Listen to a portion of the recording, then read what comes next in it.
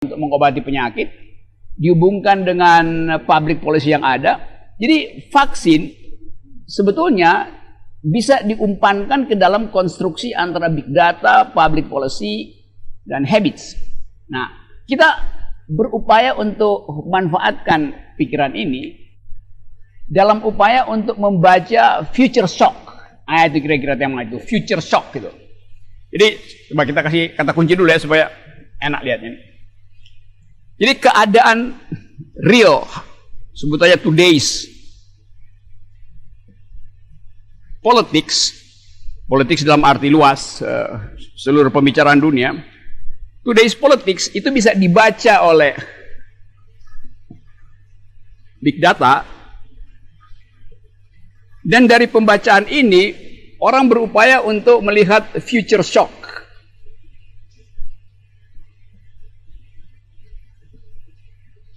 Coba kita lepaskan dulu seluruh pembicaraan yang remeh-temeh soal ini vaksinnya buatan Cina atau buatan Babilonia atau entah dari mana.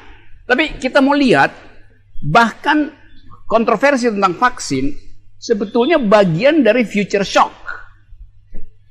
Karena kita takut dengan vaksin sebetulnya tuh. Karena kita menganggap bahwa di dalam vaksin ada partai politik. Di dalam vaksin ada ideologi.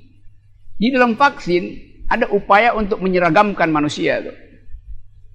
Kalau kita berpikir memangnya obat itu berlaku untuk semua jenis manusia.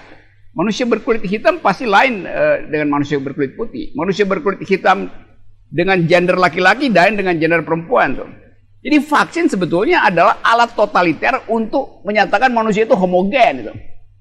Bagaimana misalnya kalau vaksin itu diberi pada orang yang lagi sedih dan pada orang yang habis menelan pengantin, apa efeknya tuh? Kan itu sebetulnya kan, kalau kita mau treat manusia, kita mesti treat di dalam kompleksitasnya sekaligus dalam situasinya tuh. Nah, kita kan cuma ngomong-ngomong di talk show itu ya apa namanya tuh, gosip yang tidak menghasilkan energi untuk memikirkan the future shock. Sama tadi saya terangkan soal apa tadi itu komodo itu. Karena kita belum punya kemampuan untuk mendeteksi jalan berpikir komodo, maka kita anggap komodo sedang menghadang si truk tadi. Oke. Jadi inti pikiran kita hari ini adalah mendiskusikan tentang the future shock yang disebabkan oleh kecemasan kita, psychological fear. Kita cemas karena kita seolah-olah, atau bahkan bukan seolah-olah, sudah di dalam keadaan tidak punya otonomi. Karena ada fasilitas big data, ada fasilitas artificial intelligence. Dulu kita cemas, politik itu dicemaskan oleh Big Brother.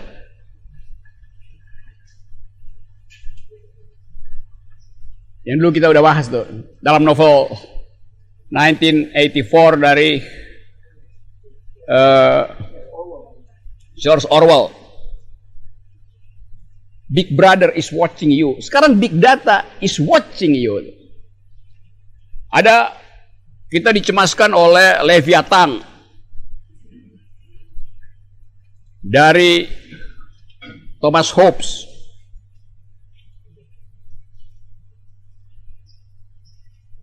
Macam-macam kecemasan di dalam kehidupan kita. Tapi ini adalah passé, sesuatu yang udah lampau gitu. Tetapi kecemasannya tetap ada karena waktu kita belajar tentang teori Hobbes, kita tahu bahwa Hobbes berupaya untuk menenangkan masyarakat dengan memberi penjelasan mengapa terjadi kekacauan politik di Eropa itu. Demikian juga Orwell menerangkan pada kita apa yang akan terjadi bila ekspansi dari totalitarisme yang basisnya Stalin dan Nazi itu dioperasikan di dunia modern itu.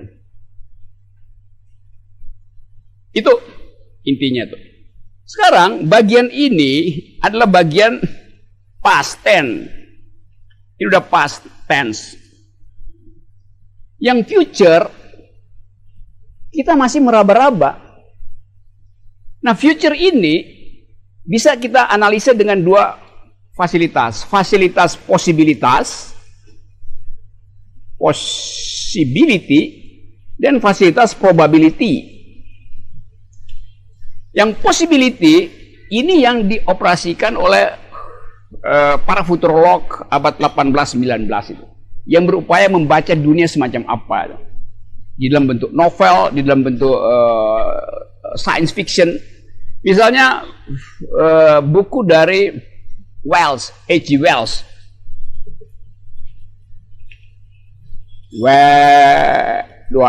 Wells. Ini terbit kira-kira tahun 1930-an tuh, 1933 kalau saya nggak salah. Judul bukunya, coba saya masih ingat, judul bukunya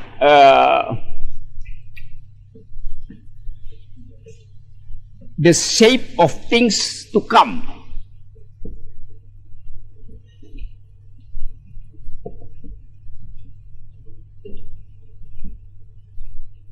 Gimana bahasa Indonesia?